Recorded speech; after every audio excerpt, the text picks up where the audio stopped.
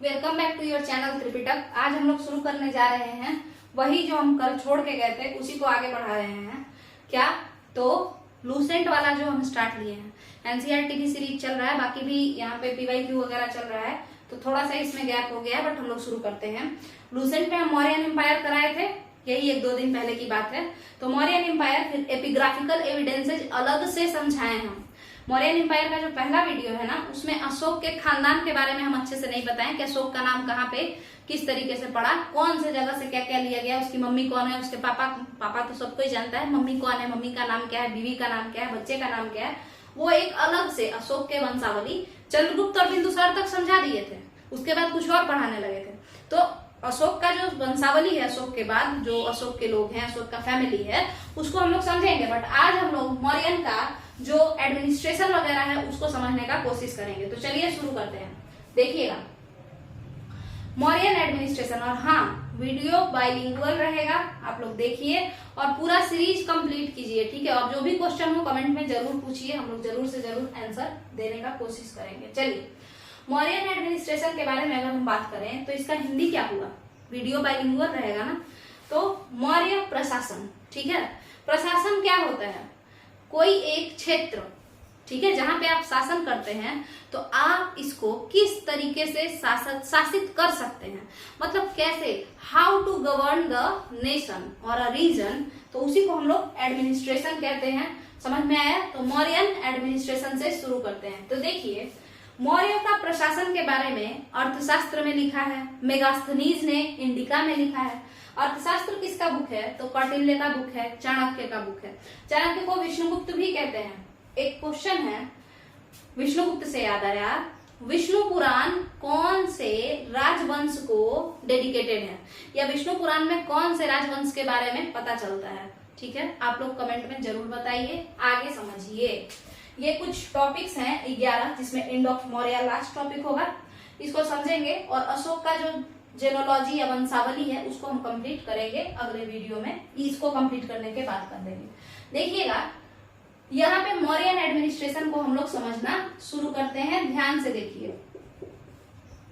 मौर्यों का प्रशासन, तो ये कैसा बात हुआ भाई, तो आप खुद बताइए कि मौर्य साम्राज्य क्या था, क्या वो छोटा मोटा राज्य था या एक बड़ा सा साम्राज्य था। वो किंगडम नहीं था, वो एम्पायर था। एम्पायर बहुत बड़ा होता है, तो एम्पायर बहुत बड़ा होता है तो वो मतलब बहुत बड़ा रीजन है, तो लैंग्वेज अलग अलग होगा, है ना। यहाँ तक कि ज्योग्राफी भी अलग अलग होगा।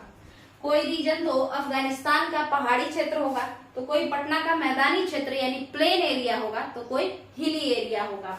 लैंग्वेज अलग होगा, बैरियर्स आएंगे लैंग्वेज में, ज्योग्राफी अलग होगा, कस्टम अलग होगा, रीति रिवाज अलग होंगे, कस्टम्स चेंज होंगे, है ना। उसके अलावा ड्रेसेस चेंज होंगे।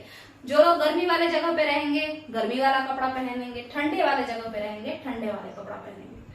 तो इसके लिए जाहिर सी बात है, इतना बड़ा एम्पायर है, तो इसके लिए आपको क्या करना पड़ेगा, अलग अलग लोगों को अपॉइंट करना पड़ेगा इस पूरे एम्पायर को गवर्न करने के लिए, एडमिनिस्ट्रेट करने के लिए। तो इसीलिए Mauryan empire, Mauryan administration of Mauryan empire 2 भागों में देखने को मिलता है। एक तो सेंट्रल एडमिनिस्ट्रेशन माने सेंट्रल यानी केंद्रीय, और एडमिनिस्ट्रेशन माने प्रशासन, तो केंद्रीय प्रशासन, ठीक है। इसके अलावा अगला प्रोविंशियल एडमिनिस्ट्रेशन, इसका मतलब प्रांतीय प्रशासन। इसका मतलब क्या होगा, प्रांतीय प्रशासन। सबसे पहले हम लोग सेंट्रल एडमिनिस्ट्रेशन को समझेंगे। तो सेंट्रल एडमिनिस्ट्रेशन को समझने से पहले आप समझिएगा कि ये सेंट्रल एडमिनिस्ट्रेशन मतलब केंद्र का प्रशासन। तो केंद्र में हेड कौन है, राजा है, तो राजा तो हो गए हेड, किंग हो गए हेड। अब हेड क्या करेंगे, 2 तरीके के लोगों को नियुक्त करेंगे। अपॉइंटमेंट होगा किसका किसका, मिनिस्टर्स का, और किसका होगा बताइएगा, और किसका होगा, तो मिनिस्टर्स का होगा, और होगा ऑफिसर्स का, ठीक है, ऑफिसर्स का। मिनिस्टर्स ज्यादातर कहाँ रहेंगे, आपको राजमहल यानी पैलेस के अंदर, राजा के करीबी। ऑफिसर्स कहाँ रहेंगे, पूरे मार्केट में फैले हुए, पूरे सेंटर में, पूरा पाटलिपुत्र में नाचते गाते बजाते रहेंगे ये लोग ऑफिसर्स। इनका बहुत सारा काम होगा। मिनिस्टर्स का काम होगा राजा को सुझाव देना, किंग को एडवाइस देना। बट पता है ये मोनार्की है, यहाँ पे मिनिस्टर ये नहीं है कि मिनिस्टर का बात मानना पड़ेगा। एडवाइस ये लोग दे सकते हैं बट राजा बात अपने हिसाब से करेगा, ठीक है, अपना मन का करेगा। तो ये मिनिस्टर्स कहाँ है भाई? पैलेस में, माने महल में, ठीक है। ऑफिसर्स कहाँ है? ये पूरा सिटी में है, फैले हुए हैं। रोड पे कुछ लोग रहेंगे, कुछ अंदर में घूम रहे हैं, कुछ किसी चीज को देखेंगे तो कुछ किसी चीज को देखेंगे। समझ में आया होगा आपको? कई सारे ऑफिसर्स का नाम आपको देखने को मिलता है ना। जैसे पोता अध्यक्ष, तो पोता अध्यक्ष जो है वो शिप वगैरह को देखते हैं, है ना। तो इस तरीके से कई सारा सिटी वगैरह आपको देखने को मिलेगा, वो सॉरी ऑफिसर्स वगैरह देखने को मिलते हैं। तो दो तरीके के यहाँ पे एडमिनिस्ट्रेशन में लोग रहेंगे। मिनिस्टर्स को क्या कहा जाता है उसको समझिए।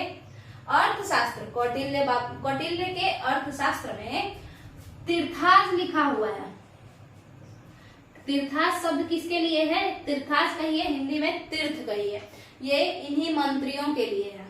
इसको महामत्य लिखा गया है। क्या लिखा गया है? महामत्य या अमात्य, ये सब भी लिखा गया है इन मंत्रियों के लिए। और ऑफिसर्स को सिर्फ एक शब्द कहा गया है, अध्यक्ष, ठीक है, अध्यक्ष कहा गया है। अब आपको समझ में आ गया होगा तीर्थास में कौन कौन थे, जो सबसे इंपॉर्टेंट तीर्थास थे वो कौन कौन थे, इसको समझिएगा। पुरोहित यानी चीफ प्राइस्ट जिसको हम लोग कहते हैं, या सिंपली प्राइस्ट भी, प्रीस्ट या प्राइस्ट जो भी कहिए कह सकते हैं। तो ये पहले नंबर के हो गए तीर्था, महामत्या। इसके अलावा कौन होंगे बताइएगा? युवराज, जिन्हें हम लोग क्या कहते हैं? क्राउन प्रिंस भी कह सकते हैं, प्रिंस भी कह सकते हैं। सारे के सारे युवराज थोड़े क्राउन प्रिंस रहते हैं। क्राउन प्रिंस कौन होता है? जो राजा बनता है, अगला राजा। बट सारे युवराज तो युवराज कहलाएंगे, प्रिंस सारे होंगे बट उसमें से एक अगला राजा होगा। तो ये युवराज हो गए, जिन्हें मौर्यन एम्पायर में कुमार कहा गया है। अब यही इंग्लिश में लिखना होगा तो आप लोग लिखिएगा कुमाराज। आगे समझिए, थर्ड नंबर वाले जो हैं आपके वो हैं commander in chief. Commander in chief कौन होते हैं इसको समझते हैं। कमांडर इन चीफ का मतलब होता है सेनापति, ठीक है। कमांडर इन चीफ का मतलब क्या होता है? सेनापति। तो ये तीन लोग जो हैं ये बहुत ही ज्यादा इंपॉर्टेंट है। इन लोगों को पैसा कैसे दिया जाता है भाई? क्या खेत बधारी इस तरीके का कुछ दे दिया जाता है? नहीं, खेत नहीं दिया जाता है, कैश में पैसा दिया जाता है। तो कैश से आ जाता है करेंसी कैसा था, आप लोग जानना चाहेंगे कि करेंसी कैसा था। वैसे तो करेंसी जो टॉपिक है वो किसका होगा आप खुद बताइए। इकोनॉमी का टॉपिक होगा, शायद यहाँ पे देखिए लिखा हुआ है, तो इकोनॉमी का टॉपिक होगा। बट करेंसी का थोड़ा सा समझ लेना है। तो देखिए करेंसी में पैसा दिया जाता था कैश में। तो इसका एक ट्रिक है, पन मतलब पन्ना, ठीक है, हाँ। और उसके बाद पन निष्का, निष्का, पन निष्का, पन्ना निष्का, और शायद मस्क या मशक कहते हैं, ठीक है, जो भी है। तो पन्ना मतलब क्या होता है? 3/4 होता है। पन्ना जो होता है ना, एक चांदी के सिक्का का 3/4 होता है। मतलब अगर चांदी का सिक्का 100 रुपया है तो ये पन्ना 75 रुपया होगा, पन्ना कम होता है, ठीक है। तो अब इससे समझिए कि जो ये तीन मेन पोस्ट वाले थे ना, तीन मेन पोस्ट वाले जो थे आपके मिनिस्टर्स, इन लोगों को बहुत ज्यादा सैलरी मिलता था। कितना मिलता था? 48,000 यानी 48,000 पनाज, इतना ज्यादा मिलता था। मगर और कब कितना तक मिलता था? तो ऐसे ऐसे भी अधिकारी तो नहीं, मगर कह सकते हैं कि छोटे पोस्ट पे लोग काम करते थे जिनको 10 से 20 पना ही केवल मिलता था। कहाँ इन लोगों को 48,000 पना यानी 48,000 पनाज मिल रहा है, और कहाँ उन लोगों को, छोटे लोगों को 10 से 20 पना पे भी रखा जाता था। तो ये आपका हो गया एक अलग बात, ठीक है। और तीर्थराज में कौन कौन थे, मंत्री में कौन कौन थे, तो आप लोग सुने होंगे, पढ़े होंगे तो सुने होंगे। देखिए दौवारिक, दौवारिक कौन थे? जो लोग गेट के पास रहते हैं ना, वो लोग को दौवारिक कहते हैं, ठीक है।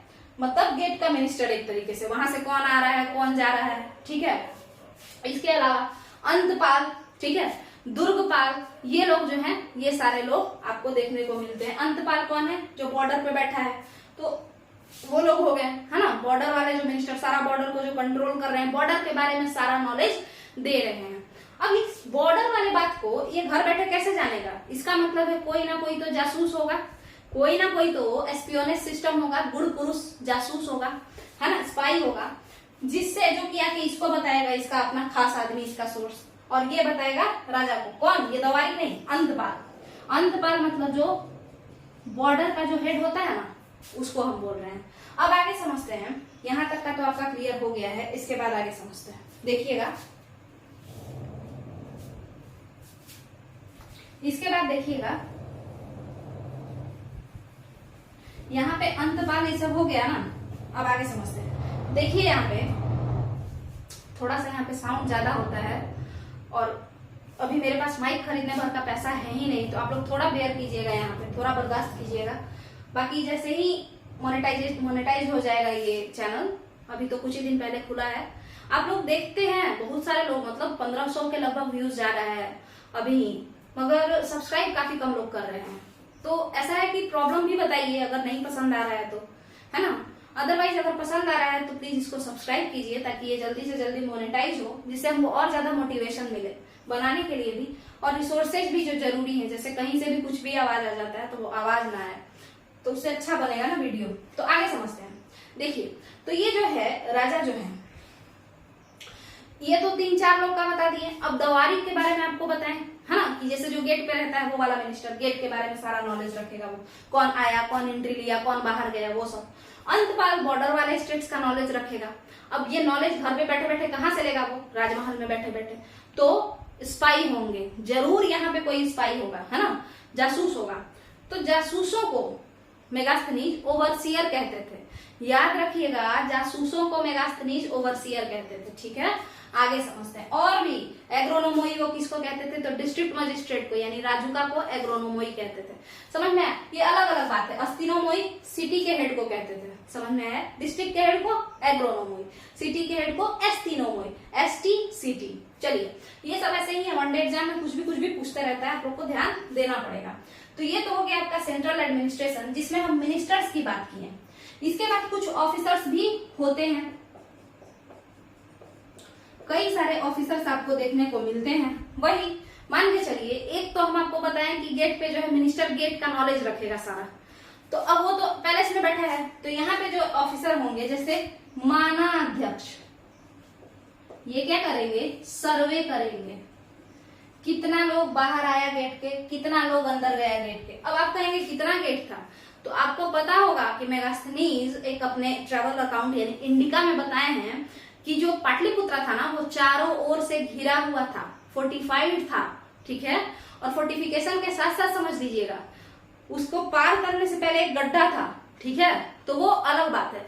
और अगर आपको देखना है कि मतलब फील लेना है कि कैसा रहा होगा पाटलिपुत्र, अगर गड्ढा वड्ढा अगर बताया जा रहा है, तो आप लाल किला जाके देखिए, आपको पता चलेगा कि कैसा होगा। वो पूरा फोर्टिफाइड है लाल किला, है ना, और बीच में जैसे नीचे देखिएगा तो बीच में गड्ढा है, उसके बाद उधर से खुलेगा, ठीक है। तो वैसा है। तो आपको बता रहे हैं कि उस तरीके का था पाटलिपुत्र। तो कोई भी इंसान अगर आ जा रहा है तो उसका नॉलेज किसको होना चाहिए? अंतपाल को। अंतपाल यानी जो बॉर्डर का मिनिस्टर है उसको।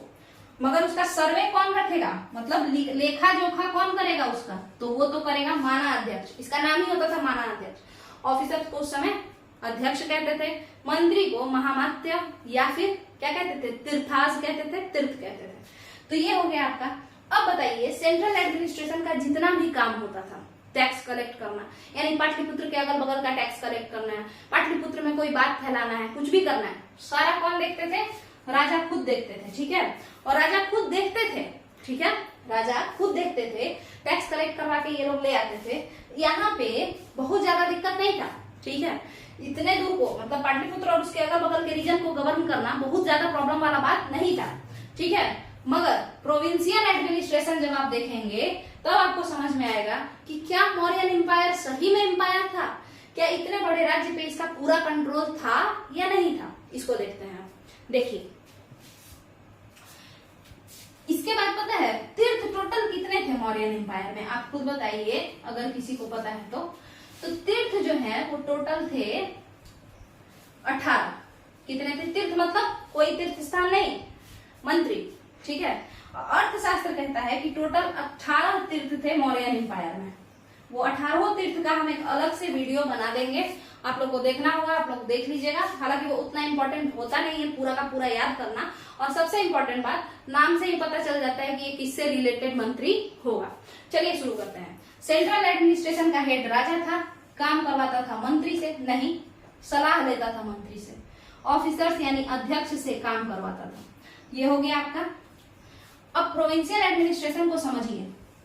उसको समझने से पहले एक चीज समझिए, मौर्यन एम्पायर बहुत बड़ा था। लैंग्वेज बैरियर था, कस्टम बैरियर था, रीति रिवाज अलग अलग थे, देखने में भी लोग अलग अलग थे, भौगोलिक तौर पे अलग अलग थे। मतलब कोई गर्मी वाले क्षेत्र में रहते हैं तो कोई ठंडे वाले क्षेत्र में, कोई पहाड़ पे तो कोई जमीन पे, मतलब प्लेन एरिया में तो हिली एरिया में, ऐसा ऐसा हिसाब किताब था। तो मौर्यन एम्पायर बहुत बड़ा था, इसीलिए उसको कई टुकड़ों में तोड़ा गया। उसको कई टुकड़ों में तोड़ा गया, इन द सेंस बांटा गया। जैसे भारत, पूरे भारत को कंट्रोल करना आसान नहीं है, तो भारत को हम सबसे पहले किए कि भाई राज्य बना दो, स्टेट बना दो, स्टेट के बाद डिस्ट्रिक्ट बना दो, डिस्ट्रिक्ट के बाद सिटी बनाओ, सिटी के बाद गांव बनाओ। यहाँ पे भी वही चीज देखने को मिलेगा, जरा ध्यान से देखिए। यहाँ पे सबसे पहले साम्राज्य हुआ। साम्राज्य मतलब एम्पायर। एम्पायर के बाद क्या बना, आप खुद बताइए। एम्पायर के बाद राज्य, राज्य माने प्रोविंस। उसके बाद क्या बना, डिस्ट्रिक्ट। डिस्ट्रिक्ट मतलब जिला। जिला के बाद क्या बनेगा, आप खुद से बताइएगा। तो जिला के बाद शहर बनेगा क्या, नहीं बनेगा। बहुत बड़े शहर थे ही नहीं, बस कैपिटल सिटी था। समझ लीजिए कि या तो कोई कैपिटल सिटी, मतलब एक तो मेन कैपिटल जैसे दिल्ली है वैसे पाटलिपुत्र, उसके अलावा जो स्टेट थे ना उसके कैपिटल थे। अब आपको हम बताएंगे कि कैपिटल कैसे चूज किया जाता था, वो बाद में बताएंगे। और वैसे ये हाउ टू चूज कैपिटल, ये एनसीईआरटी मौर्यन सीरीज आप लोग जाके देखेंगे तो उसमें आप लोग को पता चल जाएगा। वैसे समझते हैं। तो ये जिला हो गया। डिस्ट्रिक्ट के बाद चूंकि सिटी कुछ नहीं था, केवल कैपिटल ही सिटी होता था, उसके अलावा सारे के सारे गांव थे, तो कई गांव का समूह ये होता था, उसको एक साथ बना दिया जाता था। और उसके बाद एक गांव, और उसके बाद फैमिली, परिवार। यही था आपका पूरा मौर्यन एम्पायर, ऐसे ही बटा हुआ था। तो समझते हैं। साम्राज्य का जो हेड होता था वो किंग, एम्पेरर, राजा, ये सब कहा जाता था, सम्राट जो भी कह लीजिए। राज्य के हेड को कौन होते थे, युवराज, जिनको मौर्य जमाने में कुमार कहते थे। कुमार भी कहते थे या आर्यपुत्र भी कहते थे। आपको पता होगा 5 स्टेट था, अशोक के समय में 5 राज्य थे, तो उन सारे जगहों पे कौन रहता था, अशोक तो खुद पाटलिपुत्र रहते थे, बाकी जगहों पे कौन रहता था, कुमार रहते थे, अशोक के लड़के, अशोक की बहन के लड़के, अशोक के भाई के लड़के, ऐसा। अब आप लोग इनमें से कितने लोग कहेंगे कि अशोक अपने 99 भाई को मार दिया, ठीक है, मगर आपको पता होगा कि अपने रॉक एडिक्ट में अशोक लिखवाते हैं, क्या लिखवाते हैं कि जो धम्म महामात्र, सॉरी जो राजुका है, ठीक है, रॉक एडिक्ट 3 में, कि जो राजुका है वो मेरे परिवार का, मेरे भाई बंधुओं का, मेरे सगे संबंधियों का, मेरे रिलेटिव्स का केयर करेंगे, ठीक है। तो इसका मतलब वो सबको नहीं मारे थे। तारानाथ तिब्बतन एक लिटरेचर कह लीजिए, तिब्बतन हिस्टोरियन है, तिब्बतन मॉन्क भी कह सकते हैं आप, तारानाथ नाम है उनका, वो लिखे हैं कि अशोक केवल अपने 6 भाई को मारे थे, सबको नहीं मारे थे, 99 को। और ऐसे भी ये बहुत ज्यादा एक्सट्रीम नहीं लगता है कि 99 लोग को एक इंसान मार दिया और सब हाथ पे हाथ धरे बैठा रहेगा कि चलो आओ अशोक मेरा गर्दन काट दो, ऐसा थोड़े होता है। आगे समझिए। तो यहाँ पे गांव का समूह हो गया, फिर एक गांव और फैमिली। तो देखिए साम्राज्य का हेड किंग हुआ, राज्य का हेड कुमार, कुमार कोई और नहीं होता था, युवराज हो सकता है, यानी अशोक के खुद के लड़के या उनके भाई बहन के लड़के, मतलब रॉयल फैमिली से ही होते थे। डिस्ट्रिक्ट के हेड कौन होते थे, राजुका होते थे। राजुका वही है जिनको मेगास्थनीज एग्रोनोमोई कहते हैं।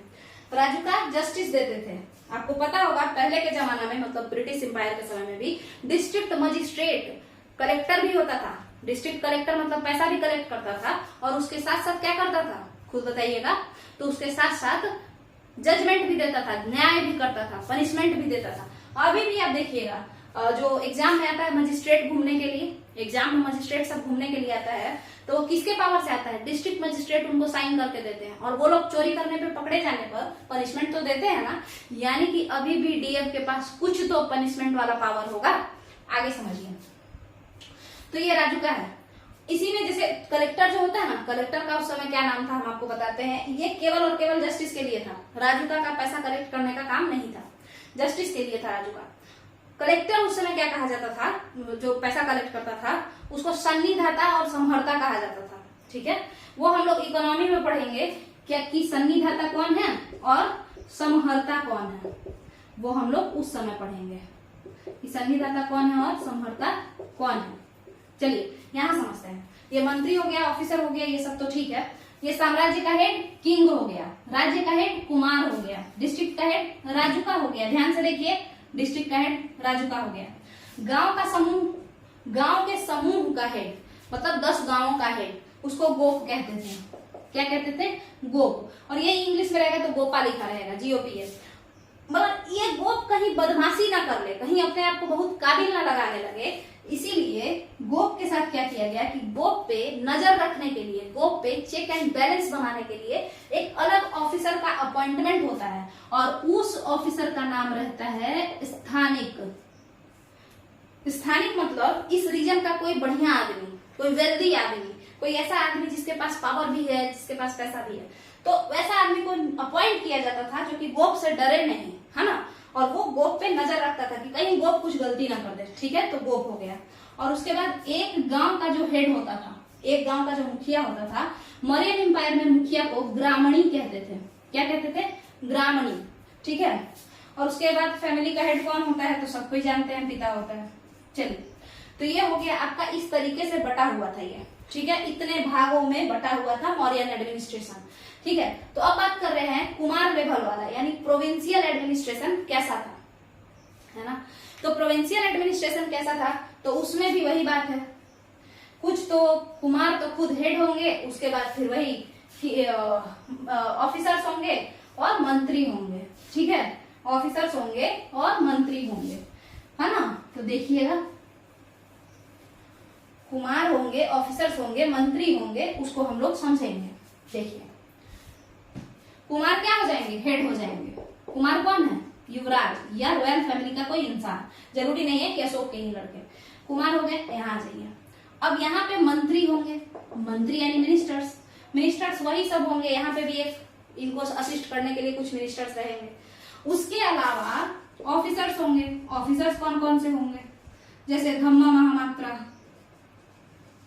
है ना। उसके अलावा और कौन होंगे? जैसे राजुका, इनके अंडर में आकर के रिपोर्ट देते रहेंगे। राजुका मंत्री नहीं थे, राजुका अध्यक्ष, एक तरीके से समझिए तो ऑफिसर्स थे ये लोग। मंत्री कौन होते थे? जो पैलेस में रह करके केवल राजा को सलाह देते थे। और अध्यक्ष IAS टाइप के लोग हुए, मतलब जो काम करेंगे, जो इम्प्लीमेंट करेंगे। ये लोग तो केवल सलाह देंगे इनको, और ये कानून बनाएंगे, अपने तरीके से चलाएंगे। तो प्रोविंशियल एडमिनिस्ट्रेशन का इस तरीके का हिसाब किताब था, है ना। और हम जैसा कि बताएं कि अध्यक्ष का 18 मतलब 27 अध्यक्ष है और 18 तीर्थ है, तो उनका हम अलग से ही एक वीडियो बना देंगे, आप लोग खुद ही समझ लीजिएगा। आगे समझिए, तो ये हो गया धम्मा महामात्र हो गया, राजुका हो गया। धम्मा महामात्र क्या करेंगे? तो वही इधर उधर घूम करके धर्म का प्रचार करेंगे, लोगों में झगड़ा कम करवाएंगे। ठीक है, तो ये सारी चीजें हो गई। प्रोविंशियल एडमिनिस्ट्रेशन हो गया, क्या क्या होता है वो हो गया। अब आगे का बात समझिए कि ये तो टोटल का टोटल कंप्लीट हो गया कि सेंट्रल एडमिनिस्ट्रेशन कैसा था, प्रोविंशियल एडमिनिस्ट्रेशन कैसा था। अब एक क्वेश्चन है, इतने बड़े साम्राज्य पे जिसमें कि लैंग्वेज भी अलग अलग है, भाषाएं अलग अलग हैं, रीजन अलग अलग है, यानी क्षेत्र, भौगोलिक रीजन, भौगोलिक क्षेत्र, ज्योग्राफिकल रीजन अलग अलग है, कंट्रोल कैसे होता होगा? तो देखिएगा, मौर्यन एम्पायर का जो किंग होता था ना, सेंट्रल एडमिनिस्ट्रेशन या केंद्र पर तो उसका बहुत ज्यादा कंट्रोल था, मगर प्रोविंस पे उसका कंट्रोल उतना ज्यादा नहीं होता था। और जाहिर सी बात है कि जब किंग का ही कंट्रोल नहीं होता था तो कुमार का क्या कंट्रोल होगा? और कुमारों का कंट्रोल जब हो जाता था तो वो कुमार विद्रोह कर देते थे, रिवॉल्ट कर देते थे अगेंस्ट द किंग। किस चीज के लिए? थ्रोन के लिए, सिंहासन के लिए। आप देखे होंगे अशोक काबिल थे तो इसीलिए अशोक रिवॉल्ट किए, ठीक है। नहीं तो सुसीम को राजा बनाया जा रहा था ना, तो अशोक क्या कर दिए? रिवॉल्ट कर दिए। उज्जैनी में किए, तक्षशिला में किए, और मदद भी की है इनका, बट अशोक ने अपने लिए लड़ाई भी की अपने सिंहासन के लिए, ठीक है। तो अगर काबिल है तब तो रिवॉल्ट कर देंगे, और नहीं तो इनका क्या ही कंट्रोल रहेगा जब किंग का ही नहीं है। तो ये लोग ये बात समझ गए कुमार और किंग कि बहुत बड़े इलाके पे, क्योंकि भाषा का भी अलग अलग है, भाषा अलग अलग है काफी। उसके अलावा कस्टम, रीति रिवाज, किसी का धर्म कुछ और है, किसी का धर्म कुछ और है, वो अलग अलग है। तो लोकल कस्टम्स अगर हम उसके साथ छेड़छाड़ करेंगे तो पता चलेगा कि अगले दिन ही विद्रोह हो गया, रिवॉल्ट हो गया। तो इससे अच्छा है कि लोग लोकल कस्टम को माने, क्या करें, लोकल कस्टम को माने, उसको फॉलो करें, अपना जो लैंग्वेज है उसको लेकर के चलें, हमको कोई लेना देना नहीं है, इससे कोई प्रॉब्लम नहीं है, अपना रिलीजन को माने। हम कह रहे हैं कि कैसे प्रोविंस को ये लोग कंट्रोल करते होंगे, क्योंकि प्रांत तो अलग अलग थे और उनका सब चीज अलग था, लैंग्वेज अलग था, दूर दूर के वजह से। अब अफगानिस्तान भी किसका था, दहेज में चंद्रगुप्त मौर्य को मिला था। अफगानिस्तान में कहा दूसरा भाषा बोला जाता होगा, पख्तून भाषा, और यहाँ पे कौन सा, हिंदी भाषा, पाली भाषा, प्राकृत भाषा, ये सब कैसे लैंग्वेज में बैरियर है ना। तो उसको चेंज करने के बजाय कुमार, किंग और कुमार सोचे कि इस पे फोकस करना ही बेकार है, मेन है पैसा, तो क्यों ना हम लोग पैसा पे फोकस करें। तो पैसा के फोकस करने के लिए आपको दो काम करना है, एक तो यहाँ के लोकल ऑफिसर्स को उठाओ, लोकल लोगों को उठाओ, उसको ऑफिसर बना दो, उससे टैक्स कलेक्ट करवा लो। दूसरा, यहाँ के ट्रेड को कैप्चर करो, यानी व्यापार को कैप्चर करो। अब व्यापार को कैप्चर कैसे करें भाई, घर घर जाकर के बोले क्या, खटखटा करके कि चलो तुम क्या बेचे हो, लाओ पैसा, इस ऐसा थोड़े होता है। इससे अच्छा है क्यों ना हम जिस रास्ते से ट्रेड हो रहा है उसको कैप्चर कर लें, जिस रास्ते से ट्रेड हो रहा है उसी को कैप्चर कर लें। तो सबसे ज्यादा फायदा पता है, सबसे ज्यादा फायदा अगल बगल के ट्रेड में नहीं होता है, विदेशी ट्रेड में होता है। और फॉरेन ट्रेड, पहले के जमाना में तो एक गांव से दूसरे गांव चले जाओ, है ना, देखते हैं राजस्थान में ही एक मेवाड़ एक मारवाड़, तो वो विदेश कहलाता था कि ये मेरा देश नहीं है। तो ठीक है, तो ट्रेड जो है, मान के चलिए कि यहाँ पे कोई नदी है, मान के चलिए गंगा नदी, तो इस नदी के रास्ते को ये लोग कंट्रोल करते थे, किंग नदी के रास्ते को कंट्रोल करते थे, और रोड को कंट्रोल करते थे, वो पूरा उनके कंट्रोल में होता था, यहाँ पे पूरा सैनिक लगा रहता था। जब हम मिलिट्री एडमिनिस्ट्रेशन बता रहे होंगे ना, तो उस समय बताएंगे कि किस तरीके से क्या क्या कंट्रोल होता था। मेगास्थनीज ने 6 भागों में बांटा था सेना को, उस तरीके से। तो ये लोग रोड को कंट्रोल कर लेते थे, नदी के रास्ता को कंट्रोल करते थे, यानी जो मीडियम होता था या जो ट्रांसपोर्टेशन का जो पाथ होता था ना, उसको कंट्रोल करते थे। इससे क्या होता था, कोई भी इंसान कुछ भी बेचने जाए, कुछ भी करने जाए, तो टैक्स इनको आसानी से मिल जाता था। तो मात्र इसी चीज पे ये लोग फोकस करते थे कि सामान कितना ज्यादा ले लें प्रोविंस से, और क्या करें, शांति अच्छे से रहे, ताकि विद्रोह होगा तो फिर कोई और रूलर बन जाएगा, 10 तरह का बात हो जाएगा। ठीक है, तो इन दोनों पे कंट्रोल करके पैसा ज्यादा से ज्यादा प्रोविंस से लेना है और प्रोविंस की मदद भी करना है। जैसा कि आप देखे होंगे, सुदर्शन झील का निर्माण करवाया जाता है। सुदर्शन लेक कैसा लेक है, आर्टिफिशियल लेक है, तो उसका कौन बनवाता है, कौन बनवाता है, पुष्यगुप्त बनवाता है। तो पुष्यगुप्त कौन रहता है, मौर्यन एम्पायर का गवर्नर रहता है, और वो कहाँ का है, वो तो पाटलिपुत्र का है, मगर फिर भी गुजरात में तो बनवा रहा है ना, तो वो लोग मदद भी करते थे। बट मेन फोकस प्रोविंसेस में, दूर दराज के जगहों पे उनका होता था कि ट्रेड को कंट्रोल कर दो, और ट्रेड को कंट्रोल करने के लिए ट्रेड रूट को कंट्रोल करो, यानी जिस रास्ते से व्यापार ज्यादा हो रहा है उसको कंट्रोल करो, जिससे मिलेगा टैक्स, जिससे हो जाएंगे अमीर। बाकी जो ये सब चीज है, इसके लिए इतना सारा जो सामान, मतलब इतना बड़ा एम्पायर है, उसमें इतने सारे लोग को हम अपॉइंट किए हैं, तो उसको पैसा तो देना पड़ेगा ना, तो उसके लिए पैसा तो जरूरी है। केवल गिफ्ट से तो काम चलेगा नहीं कि इच्छा है तो दे दीजिए, नहीं तो जाने दीजिए। समझ में आया? तो यहाँ पे हम लोग 2 बात कर लिए हैं, 2 बात किए हैं, सेंट्रल और प्रोविंशियल। सप्तांग थ्योरी अभी बचा हुआ है, बहुत इंपॉर्टेंट है, आता है क्वेश्चन इससे। फिर डिवीजन ऑफ मौर्यन एम्पायर। तो मेरे हिसाब से आज के लिए ये 2 काफी है। इस वीडियो को आप लोग अच्छे से देखिए, पूरा कंप्लीट हम करवाएंगे अच्छे से समझा करके, और आसानी से आप लोग को याद होगा। और वो अध्यक्ष और मंत्री वाला, तीर्थ वाला जो है ना, 18 और 27, उसको अलग वीडियो में हम बस नाम ले लेके बता देंगे, ताकि आप बस आसानी से याद कर लीजिएगा। ये तो समझाने वाला वीडियो है। और अशोक का जो जेनोलॉजी है उसको भी कंप्लीट करवाएंगे। अगर आपको ये वीडियो अच्छा लगा हो तो चैनल को सब्सक्राइब कीजिए, वीडियो को लाइक कीजिए, शेयर कीजिए, और एक और काम कीजिए, अगर आपसे हो सकता है तो चैनल के लिंक को या इस वीडियो के लिंक को अपने अपने स्टेटस पे, फेसबुक स्टेटस हो, मतलब फेसबुक पे शेयर कर दीजिए, व्हाट्सएप पे स्टेटस लगा दीजिए, यानी इसको ज्यादा थोड़ा घुमाइए फिराइए, ताकि ये मोनेटाइज हो जल्दी। चलिए, थैंक यू।